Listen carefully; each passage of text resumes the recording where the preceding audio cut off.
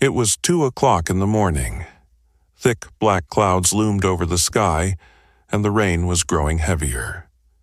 Silence enveloped the world, broken only by the splashes of car tires on the wet road and the rhythmic swish of the windscreen wipers. David Jackson, a 32-year-old salesman, was driving from Phoenix, Arizona to Albuquerque, New Mexico. A business conference made the journey necessary, though the weather forecast had failed to mention that a storm would strike along the way. The radio buzzed with static. His mobile had no signal whatsoever, and he was alone on the infamous Highway 191. For God's sake, a rest area, a stop, anything, David muttered. Just then, a rusty, old signboard appeared ahead. David turned immediately onto a battered service road. The tires skidded in the mud, but he kept going. Up ahead stood a deserted petrol station, lit only by a flickering yellow bulb. The name above the building was mostly faded, save for a strange red symbol still visible.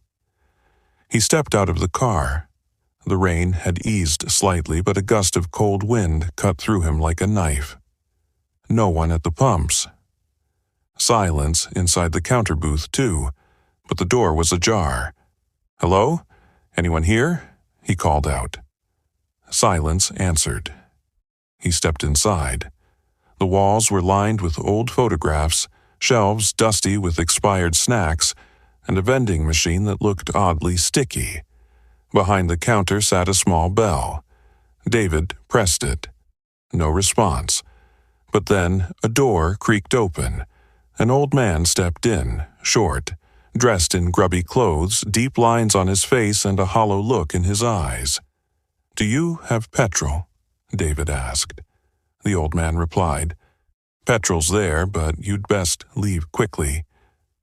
He glanced towards the door. "This place changes after dark." David chuckled.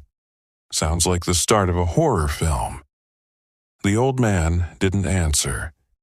He simply stepped aside and activated the pump control. David walked back out and began filling his car. The rain grew heavier again. Once done, he returned to the counter, but the old man had vanished. The door stood open. The inside was empty. Maybe he went to the loo, David thought. He placed the money on the counter and turned to leave, when he heard something behind him. He turned. Nothing. Suddenly, the vending machine whirred to life. A bag of crisps fell out. David's heart skipped a beat. "Must be a glitch," he whispered. But as he touched the door handle, it began to move, violently, from the outside, as if someone was trying to force it open. David stepped back and crept towards the window. Darkness outside, but something moved. A tall, slender shadow, hovering in the air, not touching the ground. Panic gripped David.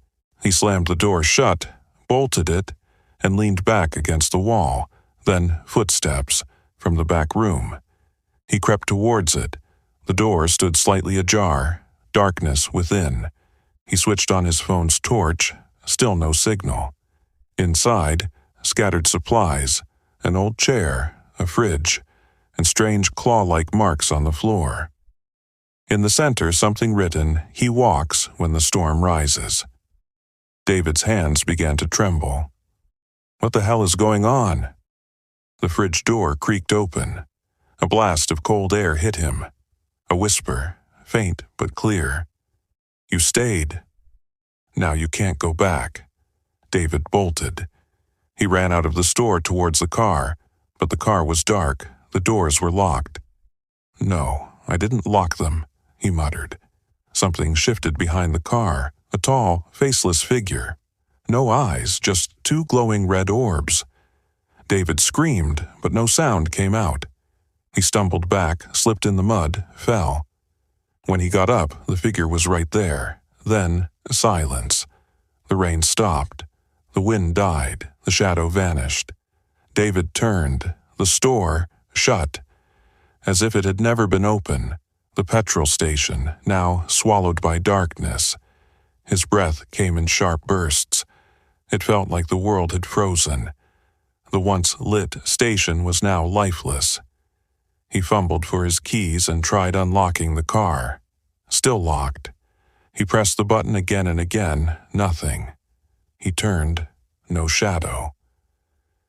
Maybe I'm just exhausted, sleep-deprived, hallucinating, he told himself. Then, a sound, knocking, from the back of the store. He turned, the rear door, once locked, now slightly open. Beyond it, a pale blue glow, unnatural. It felt like the door was calling him. Number, I need to get out of here, he whispered. But with the car locked, no mobile signal, and nothing for miles, what choice did he have? Maybe there's someone inside who can help. He approached the door. A rush of freezing air burst out as he drew near. The blue light flickered. Voices, whispers, in a language unknown, disturbing. He switched on his torch and stepped in. A narrow corridor. Walls plastered with old newspapers. Some had red slashes, like someone had clawed through them. One headline caught his eye. Midnight massacre at gas junction. 7 dead, no suspects. Dated 13th October, 1974. A chill ran down David's spine. Ahead, a chained door. But it slowly creaked open, as though someone were pulling it from the other side. Stairs led downward. Darkness. The misty glow lingered below. Something compelled him to descend. The stairs ended in a small basement. Damp. Blood-like stains on the walls. On the floor, writing, footsteps, slow. Damp. Like bare, wet feet. He turned, a figure, over 6 feet tall, face a smoky blur, and those eyes burning red flames. "Who are you?" David asked, trembling. The figure didn't reply. It moved closer, floating above the floor. With each step, the lights on the walls dimmed. David turned to run, but the stairs were gone. He was trapped. Darkness fell. Only those 2 red eyes, drawing nearer. A scream. Then silence. David opened his eyes. He was in his car. The rain had returned, but it was light. The station looked normal again, lights on, vending machine silent. The old man behind the counter. A dream, David whispered. He stepped out and entered the store. "Hello?" he called out. The old man looked up and smiled faintly. "You came back. That rarely happens." David froze. "What do you mean?" he asked, panicked. The old man reached beneath the counter and produced an old file. He pulled out a faded photograph. A woman. A child. 2 men. All standing before the same petrol station. Older, crumbling. They stopped here once to